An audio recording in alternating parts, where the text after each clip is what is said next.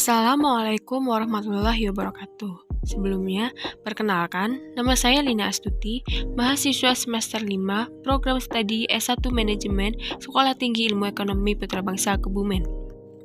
Di sini, saya akan menjelaskan sedikit tentang apa itu komunikasi bisnis tertulis, yang mana video ini merupakan tugas akhir semester dengan mata kuliah komunikasi bisnis, dengan dosen pengampu Muhammad Baihaqi SEMM.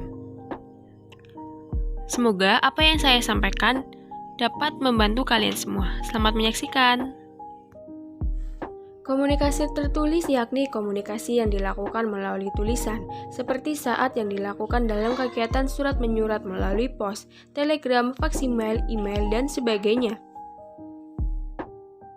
Yang selanjutnya ada kelebihan komunikasi tertulis. Yang pertama, lebih tahan lama.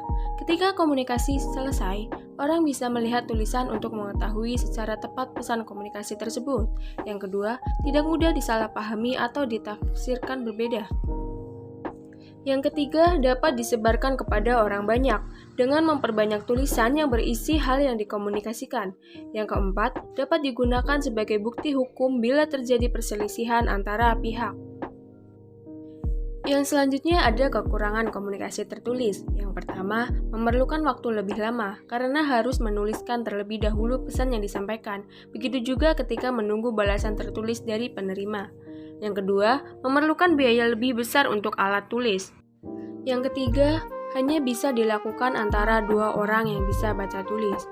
Bila orang yang diajak berkomunikasi tidak bisa baca tulis, komunikasi tertulis tidak bisa dilakukan. Yang keempat atau yang terakhir, tidak dapat menyampaikan emosi sebaik komunikasi lisan. Yang selanjutnya ada macam-macam hambatan komunikasi, yaitu yang pertama, hambatan dari proses komunikasi, yaitu hambatan yang timbul dari ketidakjelasan informasi yang akan disampaikan. Yang kedua, hambatan fisik, yaitu hambatan yang terjadi akibat ada gangguan cuaca, gangguan sinyal, dan sebagainya. Yang ketiga, ada hambatan semantik, yaitu hambatan yang terjadi akibat pemahaman yang sedikit mengenai bahasa dan istilah-istilah asing yang digunakan dalam informasi atau pesan tersebut. Yang keempat ada hambatan psikologis, yaitu hambatan yang berasal dari gangguan kondisi kejiwaan dari si pengirim pesan atau penerima pesan, sehingga mengakibatkan informasi tersebut mengalami perubahan. Yang kelima ada hambatan manusiawi, yaitu hambatan yang terjadi akibat tingkat emosi manusia yang tidak menentu dalam menyikapi informasi atau pesan. Yang keenam ada hambatan organisasional, yaitu tingkat hierarki, wewenang manajerial, dan spesialisasi, yaitu hambatan yang timbul akibat komunikasi dengan atasan atau bawahan yang mengalami kendala seperti tingkat pemahaman terhadap suatu informasi yang berbeda yang mengakibatkan sebuah hambatan. Yang terakhir ada hambatan-hambatan antar pribadi, yaitu hambatan yang timbul antar pribadi di dalam sebuah organisasi. Biasanya hambatan ini muncul karena adanya salah paham antar pribadi yang menyangkut masalah tugas dan wewenang dari orang yang ada dalam organisasi tersebut. Yang selanjutnya ada cara mengatasi hambatan. Yang pertama, memberikan umpan balik atau feedback, yaitu memberikan kesempatan pada seseorang untuk menyampaikan informasi dan gagasannya sehingga tercipta komunikasi dua arah.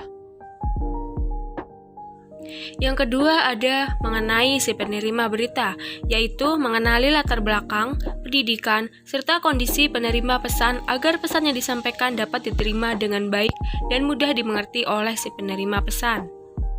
Yang ketiga adalah susunlah secara terperinci apa dan kapan informasi tersebut harus disampaikan dan kepada siapa informasi tersebut akan disampaikan. Selanjutnya ada contoh bentuk wawancara mengenai komunikasi bisnis tertulis dalam sebuah bisnis. Baik, sebelumnya, Assalamualaikum warahmatullahi wabarakatuh. Perkenalkan, nama saya Lina Astuti dari kelas 5 reguler C, mahasiswa program studi STI Putrabangsa Kebumen. Sebelumnya, saya sedang berbicara dengan saudara siapa? Dengan Mas Kusno Sudaryanto. Langsung saja ya Mas, Ya. Saya ingin bertanya-tanya sedikit tentang Musral Adventure. Saudara sudah berapa lama memulai bisnis ini? Sudah sekitar jalan 7 tahun. Dari tahun berapa itu Mas? Dari tahun 2014. Lama banget ya? Iya, tapi kita pernah vakum terus baru mulai lagi sekitar 3 tahun yang lalu.